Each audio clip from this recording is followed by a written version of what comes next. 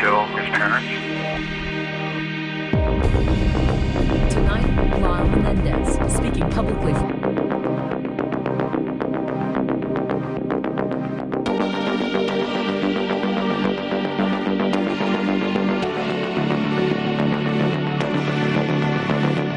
To me, it was like a dream.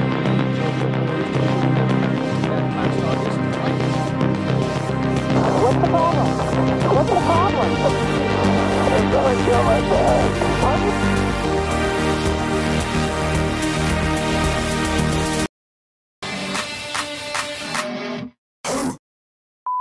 L'histoire d'aujourd'hui se passe avec deux frères aux États-Unis nés dans une riche famille de Los Angeles.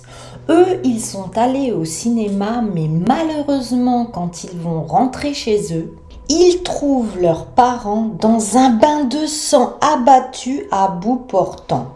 C'est l'horreur, vous allez voir, entre l'appel à la police et la scène de crime, c'est totalement horrible.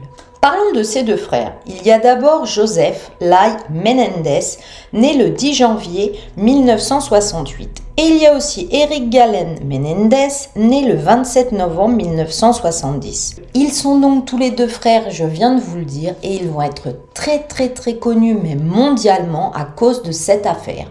On dira même que c'est le procès le plus médiatisé après celui d'O.J. Simpson. Ce procès a lieu pour les meurtres au fusil de chasse en 1989 de leurs parents, José et Kitty Menendez. Allez, commençons, c'est parti! Comme je vous l'ai dit, nous sommes le jour du dimanche 20 août 1989 dans la luxueuse maison familiale au 722 North End Drive à Beverly Hills. José et Kitty étaient fatigués ce soir-là parce que la famille avait pêché la veille sur un yacht affrété. Excusez du peu, la pêche sur un yacht, ça fatigue. Ils veulent donc se reposer et se mettre devant la télé. Avec Lyle et Eric, leurs fils, eux, sont sortis au cinéma pour la soirée. José et Kitty, les parents, se sont donc retirés dans leur villa pour regarder le thriller de James Bond, The Spy Who Loved Me. Cette soirée du dimanche 20 août 1989 sera dite chaude d'ailleurs au niveau de la température à Beverly Hills. La femme de chambre qui vit dans la villa également passera sa nuit tranquillement. Et sachez que dans cette maison, il y a 23 chambres. C'est une maison d'une valeur de 4 millions de dollars. Et ce soir-là, donc, tout paraissait calme. Enfin, les parents vont s'endormir devant la télé dans la salle familiale. Les fils du couple, donc Lyle, 21 ans, et Eric, 18 ans, eux, comme je vous l'ai dit, étaient sortis pour le cinéma. Et là, vers 22h, une adolescente qui était à l'extérieur de la maison, située en bas du manoir Menendez à peu près, attendait son petit ami. La jeune fille a remarqué une petite voiture qui s'est arrêtée devant la maison des Menendez. Il y avait deux hommes à l'intérieur de la voiture.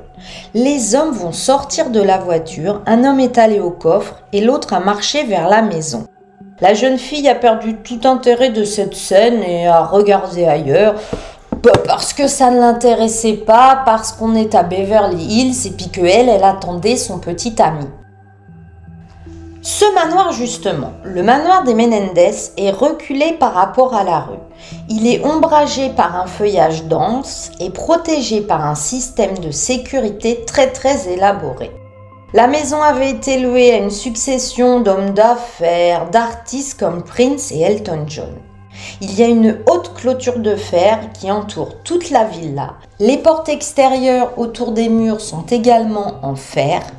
Et bizarrement, ce soir-là, les portes situées devant l'allée étaient ouvertes et le système de sécurité était éteint.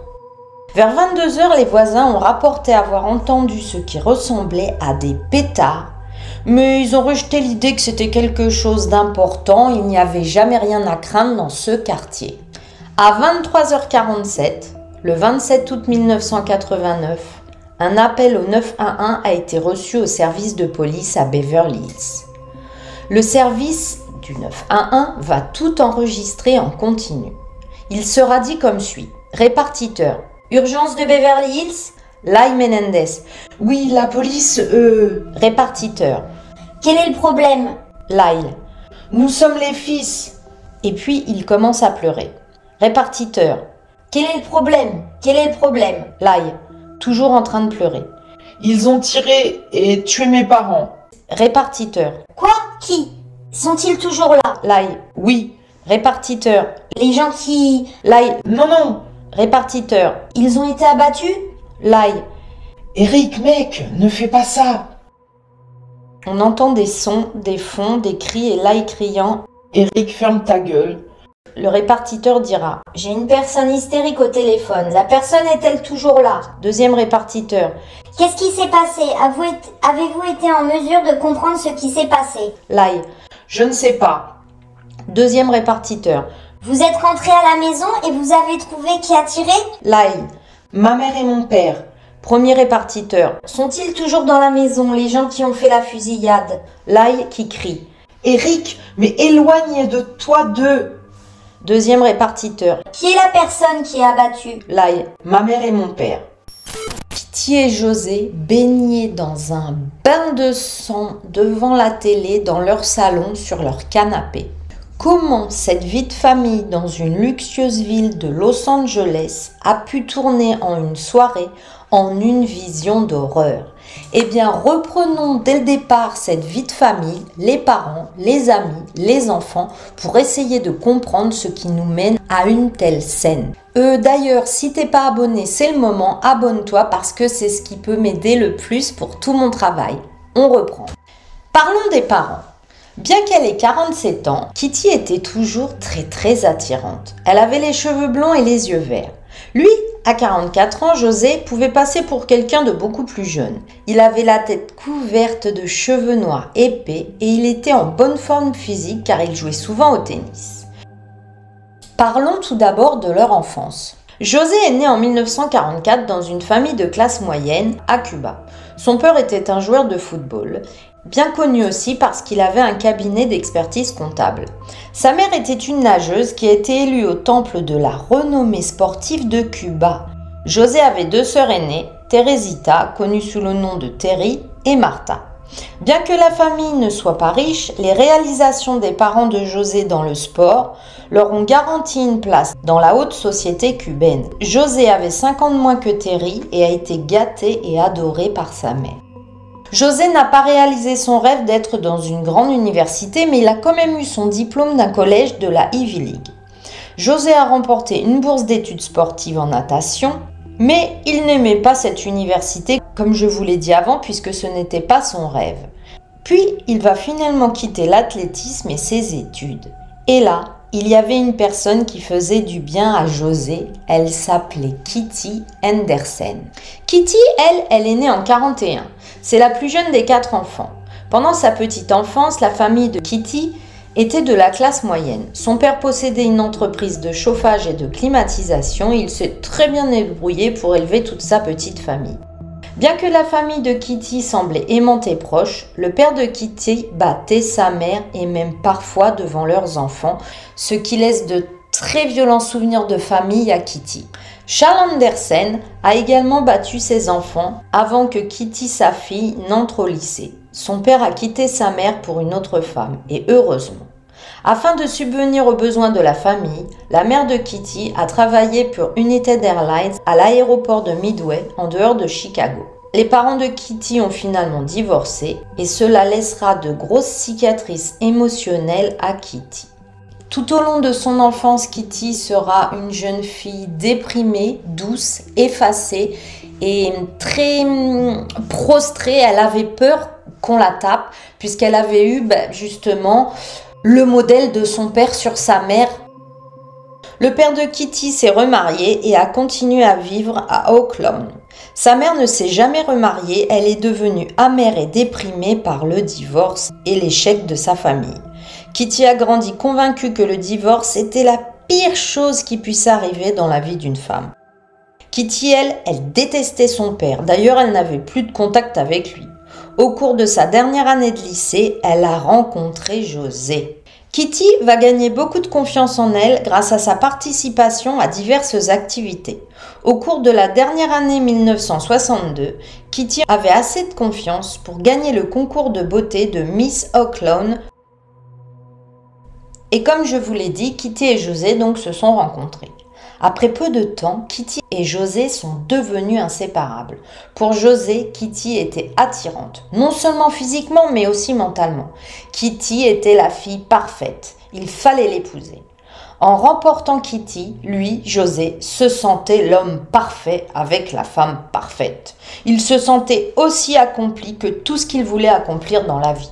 Kitty, elle, estimait qu'il y avait une profondeur d'âme chez José, que peu de gens comprenaient ou appréciaient. Elle voyait en lui ce que personne ne voyait. Elle a vu quelqu'un qui était prêt à travailler dur, à surmonter les difficultés. José commença à expliquer à Kitty son plan d'avenir pour faire de grandes choses dans le monde des affaires. Lorsque José et Kitty ont été vus ensemble autour du campus du sud de l'Illinois, les gens s'arrêtaient et les regardaient fixement. Après tout, c'était au début des années 1960 et ce n'est pas du tout comme maintenant. À cette époque, le racisme faisait bon train et les a priori aussi. Ils vivaient dans une petite ville conservatrice du sud de l'Illinois et des personnes d'origine ethnique différentes ne doivent pas se mélanger. La relation entre José et Kitty a causé des problèmes à leurs deux familles. La famille de Kitty a été surprise qu'elle ait choisi un adolescent cubain. La famille de José pensait que Kitty était bien au-dessus de son statut social parce que, eux, ils étaient cubains. Les parents de José pensaient aussi qu'à 19 ans, José était trop jeune pour se marier. À peu près au moment où Kitty a obtenu son baccalauréat en sciences et communications, José et Kitty se sont échappés et se sont mariés secrètement en 1963. Après leur mariage, José et Kitty ont déménagé à New York. Les parents de José avaient fui Cuba, sa mère en 1961 et son père peu de temps après. Ils s'étaient tous installés à New York. José a abandonné sa bourse d'études et il a monté son affaire tandis que Kitty a trouvé un emploi dans l'enseignement primaire. Dès le début de leur mariage, Kitty a toujours donné à José sa dose de liberté. Comprenez là que José avait des aventures avec d'autres femmes. Kitty le savait mais elle ne disait rien. Pour elle, ce qui comptait, c'est d'avoir un mari aimant, un mari qui travaille, un mari qui rentre tous les soirs à la maison et avoir un mariage solide. José, donc, a acquis un certain nombre de maîtresses et sa plus longue liaison fut celle commencée en 1978 avec une femme nommée Louise. C'était une femme d'affaires aux cheveux bruns et qui avait confiance en elle. Louise et José ont voyagé ensemble, se sont amusés en couple et sont même venus dans la maison de la famille quand Kitty n'était pas là. José se souciait profondément de ses sentiments pour Louise, mais il n'a jamais pensé à quitter Kitty. Il n'a même non plus jamais envisagé de mettre fin à sa liaison avec Louise. José se sentait bien avec l'une et l'autre des deux femmes. Puis, en 80, Kitty, à un moment, elle en a eu marre. Tout de même, elle s'est rebellée et elle est partie de la maison. José a fait des pieds et des mains pour la faire revenir dans leur luxueuse villa. Comment vont-ils élever leurs deux fils? José s'est consacré à élever ses fils et qu'il réalise tous ses rêves à lui. Il voulait qu'il poursuive son héritage. Parce que José s'était frayé un chemin dans l'échelle de l'entreprise, il a compris qu'il y avait un moyen plus facile et plus raffiné d'atteindre le sommet, et il a entrepris de former ses fils à atteindre ce sommet. Quand les frères étaient jeunes, José avait des règles pour tout. Leur père leur disait comment manger. Leur père leur disait comment passer leur temps, ce qu'ils devaient lire, ce qu'ils devaient même penser. Chaque heure de chaque jour devait être comptabilisée, surveillée. José et Kitty n'ont pas tenu compte du fait qu'ils avaient affaire à de jeunes enfants et ils n'ont pas non plus considéré que leurs enfants pouvaient être imparfaits, qu'ils pouvaient avoir des défauts et avoir juste envie de décider par eux-mêmes ce qu'ils avaient envie de faire. Non, ils les ont gérés presque comme des athlètes, des sportifs. José fera tout pour éviter l'humiliation due à son ethnie, pensait-il, et il a passé tout son temps à se faire accepter en tant qu'Américain. Il a encouragé ses collègues d'affaires à ne pas l'appeler José mais Joe. Les pressions pour répondre aux demandes de José sont apparues de plus en plus fortes sur ses deux fils. Les deux frères ont développé du bégaiement, des douleurs à l'estomac, des boules d'angoisse et ils avaient l'habitude de grincer des dents. Et bien sûr, les deux frères vont avoir des tempéraments exécrables, lunatiques et se conduire très bizarrement avec leurs camarades à l'école. En grandissant, les frères vont se souder pour faire face au contrôle de leur père. Eric a grandi en adorant Lyle et Lyle en adorant Eric. Eric a souvent dit à ses amis à quel point il admirait son frère. D'ailleurs, c'est devenu à la limite du culte. Le culte d'Eric pour Lyle est probablement venu du fait que José, leur père, était si éloigné de ce que représentait un père pour son fils qu'il a pris Eric en admiration. Tandis que lui, le père José, était une présence écrasante. Les amis des frères ont commenté que Lyle et Eric étaient extrêmement proches, mais que leurs personnalités étaient très différentes. Lyle était décrit comme un garçon plein d'esprit, tandis qu'Eric était décrit comme quelqu'un de sensible, calme, effacé.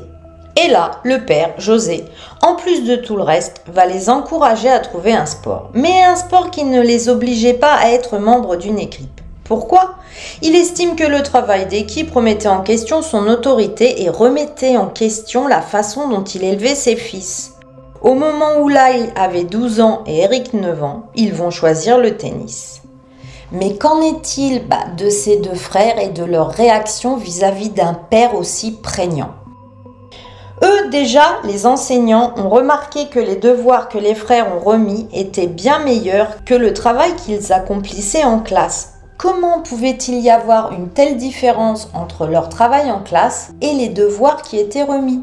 Les enseignants ont également remarqué que les frères étaient immatures par rapport à leurs camarades de classe. À l'âge de 14 ans, Lyle mouillait toujours son pantalon et il jouait avec des petits animaux en peluche. Il y avait d'autres signes que Lyle et Eric se dirigeaient vers de graves ennuis. En 82, alors que les deux frères avaient environ 12 et 15 ans, leur cousine Diane van der Molen est restée avec la famille Menendez pour l'été. Un soir, les trois cousins ont commencé à se bagarrer dans leur chambre. Soudain, Lyle et Eric ont commencé à déshabiller Diane. Sans dire un mot, les frères l'ont attachée et lui ont enlevé sa robe. Diane a crié, a protesté et les frères ont arrêté. Les frères l'avaient attaquée comme des fous, sans avertissement et ce n'était plus drôle du tout. Aussi soudainement que l'attaque avait commencé, elle s'était terminée. À peu près à la même époque, Diane dira que pendant ses vacances, ils l'ont fait 2 fois. C'est-à-dire qu'ils l'ont attaqué 2 fois. Cette fois-ci, la deuxième fois, Lyle regardait la télévision. Et d'un coup, sans avertissement, Lyle l'a frappée. Il a grimpé sur elle et a commencé à lui caresser la poitrine. Comme l'attaque qui avait eu lieu plus tôt, elle n'a pas eu le temps de réagir et d'esquiver. Et l'attaque a cessé dès qu'elle a pu se libérer et dire fermement non, non, non. Parlons de Lyle. La première romance amoureuse de Lyle est venue quand il avait 15 ans. Sa relation avec sa petite amie Stacey Feldman était aussi innocente et chaste que les attaques précédentes contre sa cousine avaient été perverses et violentes. Lyle et Stacey ont parlé de se marier et d'avoir des enfants et tous deux étaient dans un romantisme et une douceur permanente. Lyle lui offrait des bijoux et d'autres cadeaux. Mais Stacey a mis fin à leur relation lorsqu'elle est allée à l'université. Lyle était blessé par le rejet de Stacey et il a essayé de la reconquérir. Stacey n'était pas intéressée et Lyle est passé à autre chose. Puis, Lyle va être accepté à Princeton en 87. Grâce à sa grande capacité à jouer au tennis, plus que sur ses résultats scolaires. Au cours de l'été 87, Lyle a eu une petite amie, Jamie, et ils vont annoncer qu'ils se fiancent. Cette annonce a irrité leur père José. À 19 ans, José a estimé que son fils était bien trop jeune pour se marier. Peu de temps avant que Lyle ne commence à Princeton, José, donc qui était contrarié, a secrètement pris des dispositions pour envoyer son fils dans une sorte de tournée européenne de tennis l'éloignant ainsi de sa fiancée et espérant qu'ainsi peut-être il rencontrerait quelqu'un d'autre. José pensait donc qu'une fois que Jamie était hors du tableau, Lyle pourrait se concentrer sur Princeton sans aucune distraction. Mais José avait tort parce que Lyle a fait suivre sa petite amie avec lui en Europe. Puis, Lyle va signer à Princeton. Et moi, je veux vous rappeler quelque chose. À Princeton, il y a un code d'honneur. Ne pas tricher, ne pas mentir, ne pas voler. Et la misère, c'est que José, leur père, avait justement appris à ses enfants à mentir, tricher et voler. Et vous allez vous rendre compte que malheureusement, cela va les desservir par la suite. Lyle va signer ce code d'honneur en pensant que tout problème dans lequel il se retrouvera sera géré au moment venu. Malheureusement, au cours de son premier semestre à Princeton, Lyle a été accusé de plagiat, ce qui est totalement interdit. José et Lyle ont tous deux sous-estimé les problèmes dans lesquels ils se trouvaient. Après une audience de 4 heures, le comité disciplinaire a délibéré pendant 1 heure et a déclaré Lyle coupable de plagiat et l'a suspendu pendant 1 an de ses cours. Au cours de cette année, Lyle n'était donc plus à l'école et José devait s'assurer qu'il serait tout de même occupé. Et là, José s'est dit « J'ai trop gâté mes fils, je leur donne trop d'avantages. Ce sont des petits crétins jeunes et riches, il va falloir que ça change. » Donc José a mis Lyle au travail chez Live. Lyle était responsable de l'examen des rapports des dépenses et de la recherche de moyens d'améliorer l'efficacité pour réduire les coûts de la société. Lyle était traité comme n'importe quel employé et pas du tout comme le fils du patron. Et c'est là que Lyle, le fils de José, a vu comme l'atmosphère au bureau était détestable. José réprimandait sans cesse ses employés et faisait régner la terreur. Les employés diront du fils Lyle que Lyle se présentait tout le temps en retard, sans excuse, faisant le minimum au travail, il était arrogant, égocentrique. Finalement, l'un des associés de José le père est allé le voir et se plaint du fils. José a demandé à l'associé ce qu'il ferait si Lyle n'était pas le fils du patron et l'associé a dit « Eh ben moi je le virerai ». Alors Lyle a été licencié. Parlons maintenant d'Eric. Lui Eric, il va grandir en imitant son frère aîné. Il va vivre toute son enfance dans l'ombre de Lyle, en particulier quand il sera à Princeton. De toute façon, par les autres camarades, ils étaient tous les deux considérés comme des solitaires mystérieux qui ne riaient que de leurs propres blagues. Ils se comportaient un peu comme on dit, vous savez, on dit que les jumeaux, ils ont leur propre langage. Les deux, on dira d'eux qu'ils se comportaient un peu comme des jumeaux. Le travail scolaire d'Eric, comme celui de Lyle, était moyen, vous vous en doutez. Tout au long de l'année de lycée, Kitty, la mère, a terminé une grande partie des devoirs d'Eric pour lui. Et ça aussi, c'est encore de la triche et c'est ce qui explique pourquoi le fils est plus mauvais en cours que quand il rend ses devoirs. Puis enfin, Eric a changé d'école et s'est lié d'amitié avec un groupe de garçons qui étaient comme lui, arrogants, bruyants et avec une tendance rebelle. C'est alors que la mère commence à s'inquiéter pour l'orientation sexuelle d'Eric. Depuis un certain temps, elle se pose des questions. Pourquoi traîne-t-il tout le temps avec des garçons et non pas avec des filles? Elle redoute surtout la réaction du père s'il venait à s'en apercevoir. Et là, Kitty en est sûre. Mon fils est homosexuel. Lorsqu'ils ont déménagé à Calabasas, Kitty a donné à Eric l'ordre de se trouver une petite amie tout de suite. Elle lui laisse 6 mois. Alors Eric, lui, va obtempérer et trouver une fille plus âgée à Calabasas Heights. Mais leur relation, vous vous en doutez, a été de courte durée. Lors d'une fête, Eric et la fille se sont disputés et Eric a enfermé la fille dans une pièce, il ne voulait plus la laisser partir. Elle a crié, mais Eric ne la laissait pas sortir. Finalement, au bout d'un moment, il la libérera. La fille, elle en pouvait plus, elle en avait ras-le-bol d'Eric. Plus tard, elle s'est rappelé qu'il était l'un des gars les plus étranges qu'elle n'ait jamais rencontrés. Elle dira comme les autres qu'il était arrogant, confiant, mais qu'au fond, il avait beaucoup de problèmes intellectuels et de toc.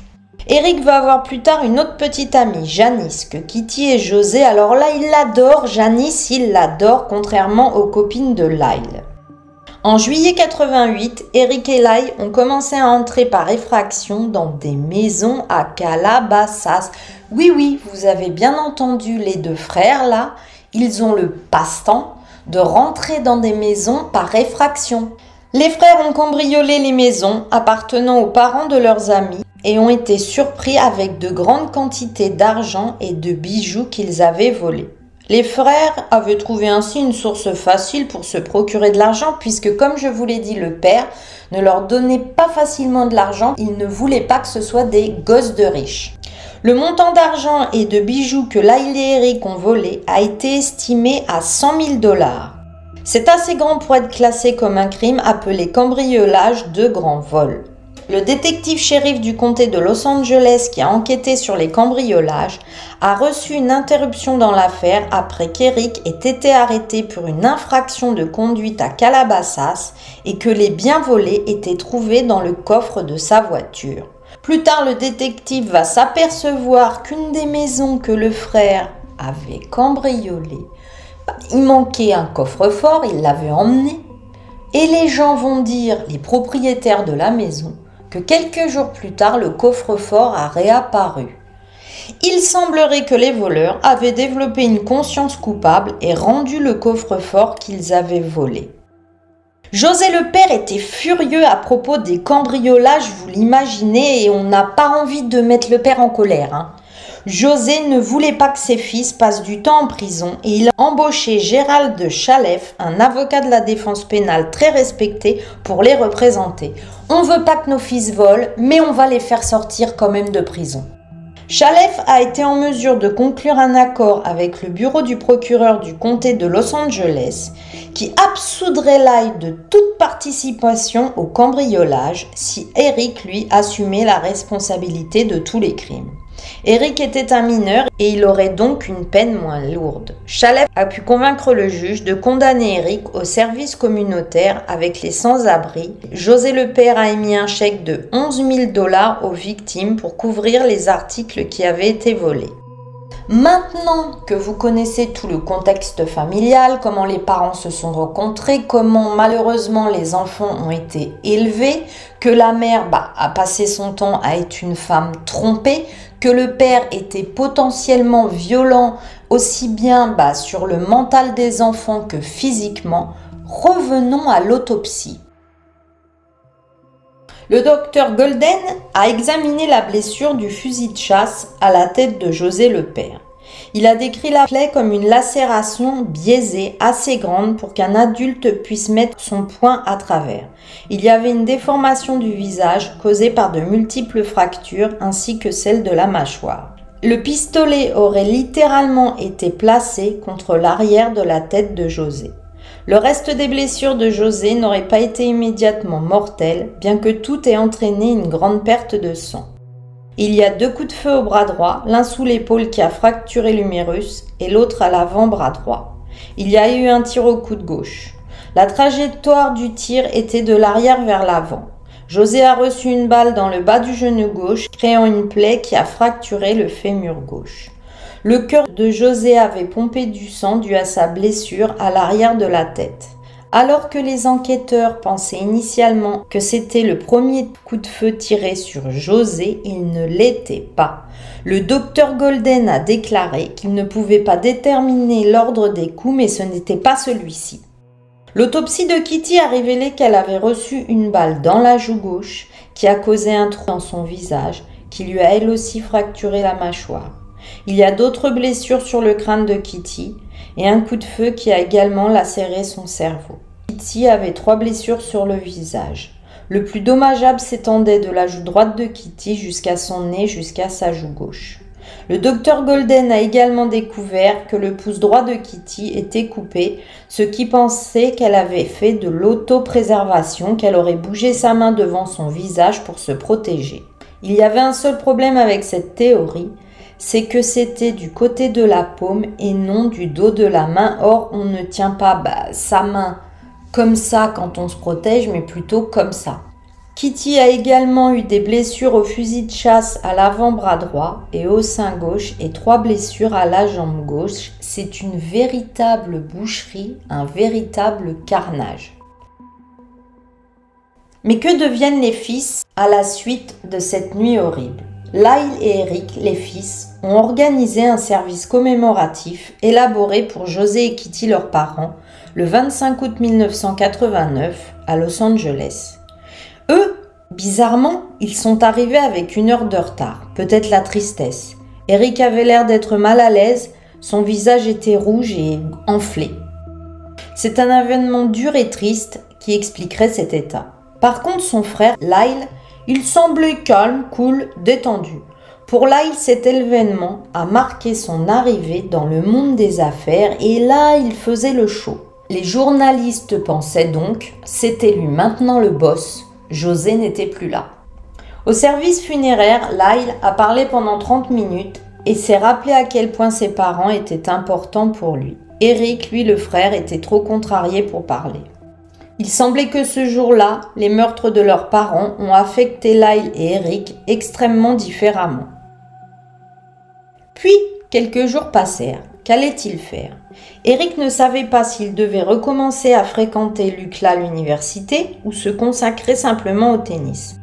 Lyle semblait plus concentré. Il a décidé d'arrêter ses études et a commencé à planifier une carrière dans les affaires, d'entrer dans la vie active. 4 jours après les meurtres, les frères ont commencé toute une série de dépenses. Les courses des frères ont été financées par la police d'assurance vie personnelle du père José, 650 000 $. Les frères ont dépensé sans compter voitures neuves, vêtements de marque, 3 jours seulement après la mort des parents.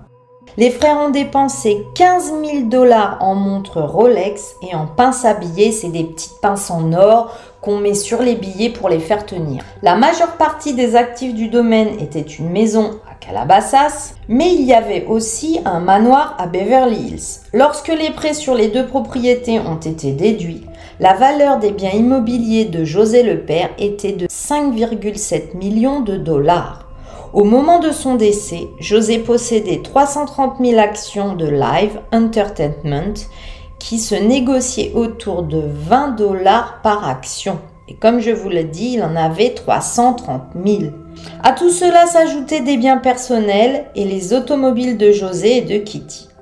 La succession laissée par les parents était évaluée à 14 millions de $, et déjà tout de suite, Eric et Lyle héritent de 2 millions de $ instantanément.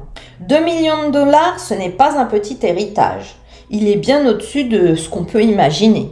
Un ami d'Eric a dit que les frères s'attendaient, eux, à hériter de 90 millions de $. Ils étaient déçus.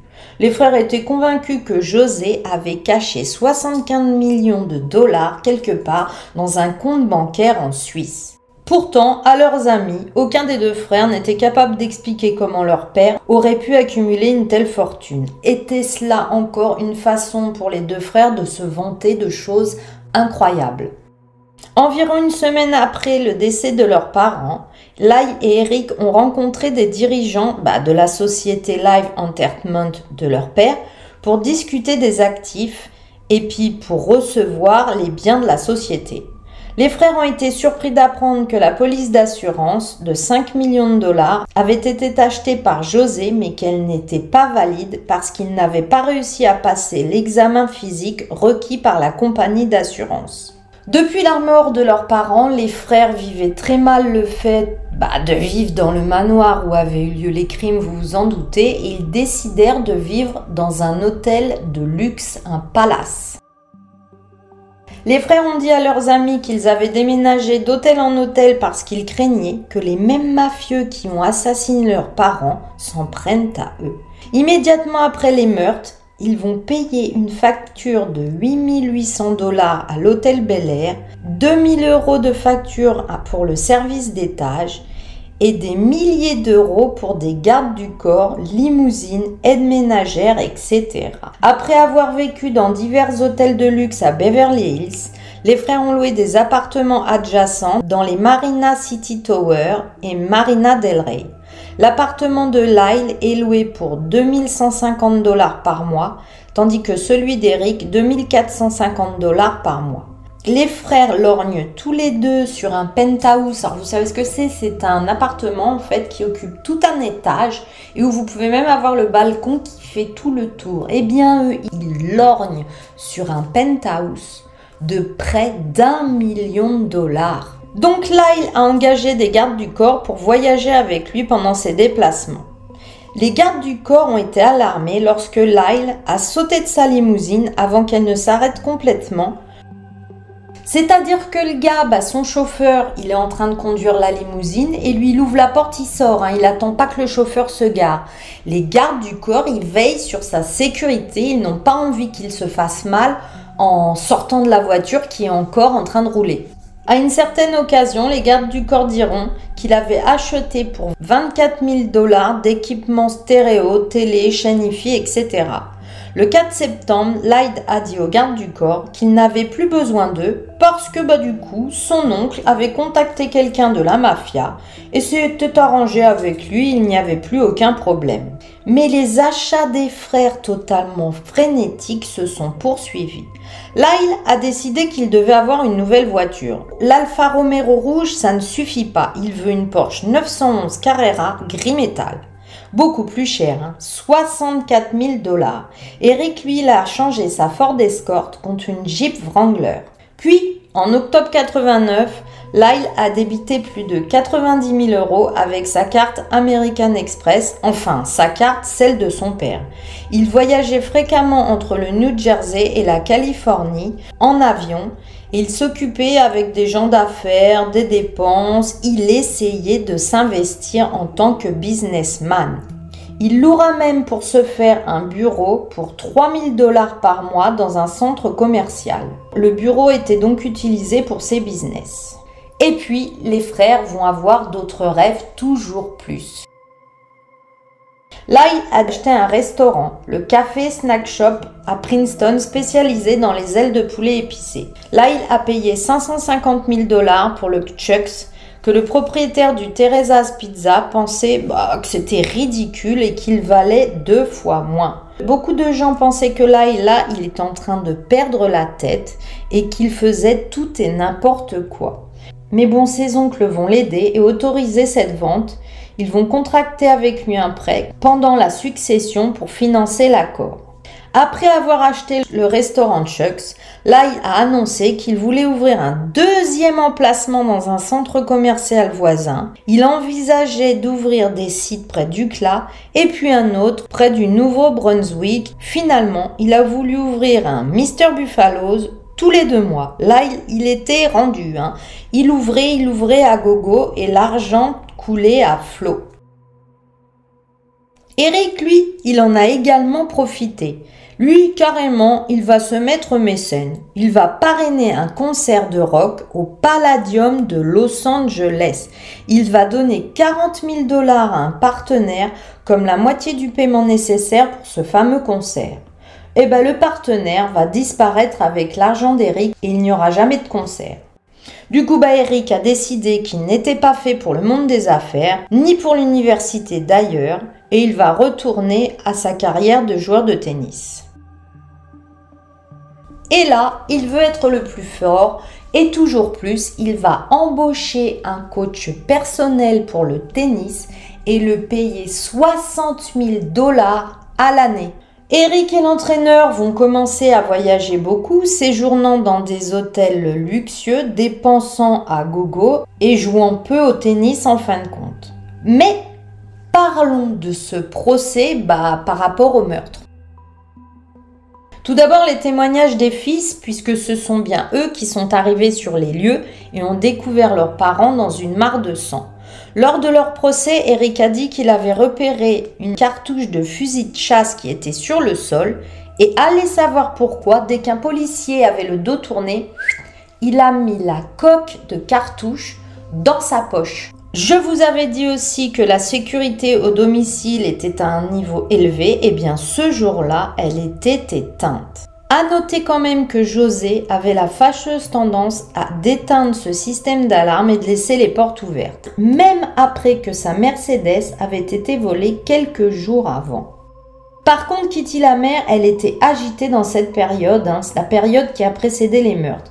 Elle verrouillait les portes et surtout celle de sa chambre et elle gardait un fusil à côté de son lit. Il était clair que quelque chose la troublait. La mère dira même à son psychiatre quelques semaines avant qu'elle pensait que ses fils étaient des psychopathes. Les procureurs vont bien sûr parler du million de dollars de dépenses les 6 premiers mois en tant qu'orphelin. La police dira qu'elle ne les a pas soupçonnés tout de suite avant que Eric avoue avoir tué ses parents à son psychiatre. Le 8 décembre 1992, les frères Menendez ont été inculpés par le grand jury du comté de Los Angeles pour avoir assassiné leurs parents. Et le meurtre de leurs parents est la nouvelle à sensation nationale voire mondiale en 1993. Mais l'avocat de la défense du jeune frère Leslie Abramson est devenu célèbre pour sa défense flamboyante, avouant que les frères ont été poussés au meurtre de leurs parents pour leur survie, parce que cela faisait des années que le père José les abusait intimement. Les deux frères assurent qu'ils ont agi en état de légitime défense face aux abus répétés de leur père et à la folie de la tyrannie de leur mère. À l'époque, ils expliquent avoir eu peur d'être tués par leurs parents s'ils révélaient les abus intimes dont ils étaient victimes depuis tout petits. Malgré tout, et à ce jour, il n'y a aucune preuve qu'ils aient été maltraités. Un avocat de l'accusation dira même « Cela n'est jamais arrivé, j'en suis persuadé, c'était juste une question d'argent. Ces allégations sont gratuites, ils voulaient juste l'argent. » Mais selon Diane van der Molen, la cousine des deux frères, des abus intimes auraient bien eu lieu. Elle dira « Je me souviens une nuit, Lyle est venu me voir. Il est devenu très sérieux et m'a demandé s'il pouvait dormir dans mon lit parce qu'il avait peur de rester dans sa chambre parce que son père le touchait et il m'a montré ses parties intimes. Si les frères Menendez étaient des femmes, croyez-moi, aujourd'hui, ils seraient libres. » Malgré la théorie de la défense concernant les abus intimes des frères Menendez, les casiers judiciaires des frères ont été passés au crible et l'évasion de la violence parentale ne sera pas retenue. Et je vais maintenant vous raconter en détail ce qui se serait passé cette nuit-là selon l'accusation. José a reçu une balle à l'arrière de la tête avec un fusil de chasse. Il était sur le canapé. Puis il a reçu une balle dans la jambe, ce qui a fait que sa jambe s'est brisée. Elle, Kitty, a glissé dans le sang de son mari, voulant s'échapper, et elle a reçu plusieurs balles, elle-même dans la tête, le bras, la main, la jambe, la poitrine et le visage, la laissant totalement méconnaissable. Tous les deux ont ensuite été abattus encore. Les frères sont ensuite partis du lieu de la scène de crime, ont jeté leur fusil de chasse sur Mulholland Drive ou ailleurs et ont acheté des billets dans un cinéma local, voyant le film License to Kill pour l'utiliser comme alibi. Puis à 23h47, les frères sont rentrés chez eux et ils ont appelé le 911. C'est ce qui se serait passé donc selon l'accusation. Le procès s'est terminé par 2 jurys. Bien que les frères aient été jugés ensemble, chacun avait un jury distinct. Le procureur de Los Angeles, Gil Gargetti, a immédiatement annoncé que les frères seraient de nouveau entendus pour une autre détermination de peine. Le deuxième procès a été moins médiatisé, en partie parce que là, il n'y avait pas les caméras de télévision dans la salle, donc les gens ne pouvaient pas suivre le procès de chez eux à la télévision. Les 2 frères ont été reconnus coupables de 2 chefs d'accusation de meurtre au premier degré et de complot en vue de commettre un meurtre.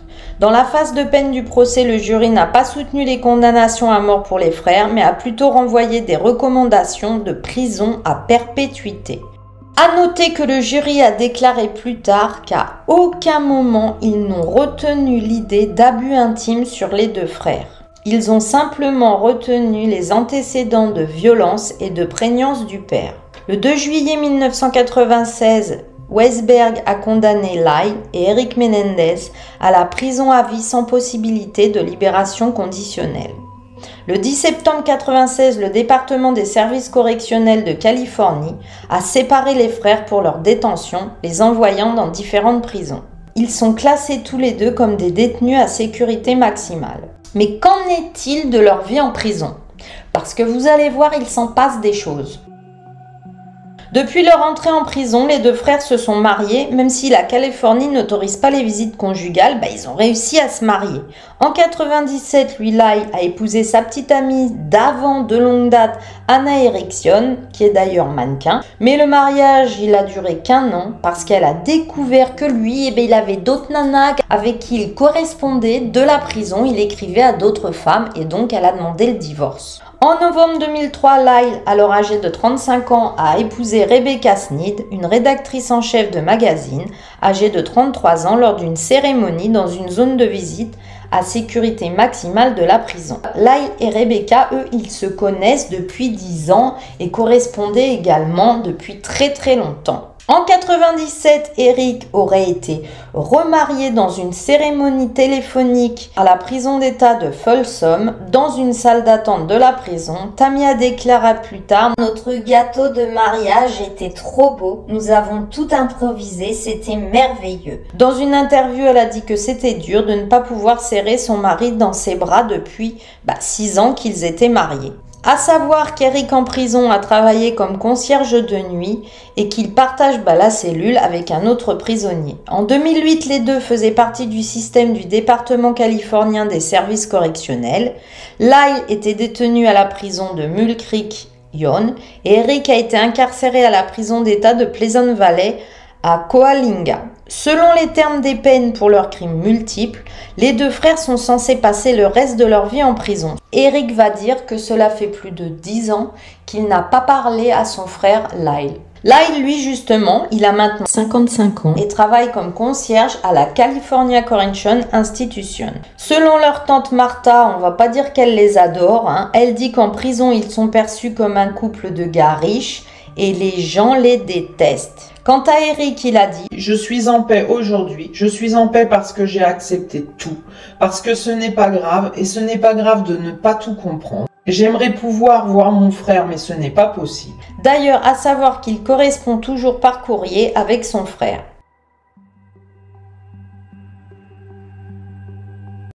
Voilà, cette horrible histoire est finie. Bon d'abord, dis-moi si tu la connaissais, je pense que oui parce qu'elle est hyper connue. Mais comme vous m'aviez dit que vous aimeriez une vidéo hyper longue, les histoires longues, c'est bien souvent des histoires connues. Et puis parce que Netflix va faire une série sur le sujet. Et moi, je voulais être avant eux. Moi, là, Cécile, elle est avant Netflix. Bon, dis-moi si tu la connaissais et dis-moi. Si tu penses qu'ils sont coupables, mais dis-moi si tu ne trouves pas ça dingue, à quel point les détenus, hommes ou femmes d'ailleurs, plaisent. Ils sont tout le temps remariés, mariés, ils reçoivent des courriers de femmes et d'hommes qui sont fous amoureux d'eux. Dis-moi ce que tu penses de tout cela. Bon, comme cette histoire se passe à Los Angeles, Beverly Hills, etc., laisse-moi un emoji étoile. Je voulais encore vous remercier pour tous vos commentaires, pour votre soutien et vos abonnements. Et si tu n'es pas abonné, mais abonne-toi, c'est la meilleure chose que tu puisses faire pour m'aider. Bon, moi je fais un petit aparté hyper important. Je voulais vous parler de Caro Journal True Crime 2, qui m'a beaucoup aidé pour remettre ma chaîne en question, pour plein de choses. Elle est d'une aide incroyable. Donc allez la voir sur son Instagram, Caro Journal True Crime 2. Elle relate tout sur les youtubeurs, les affaires qui se passent dans ses stories, et c'est une nana en or. Si jamais un soir tu veux regarder la télé, déjà pense à fermer la porte et à regarder derrière toi. Je vous souhaite plein de bonnes choses d'ici la prochaine vidéo, mes zigotos. Bye bye!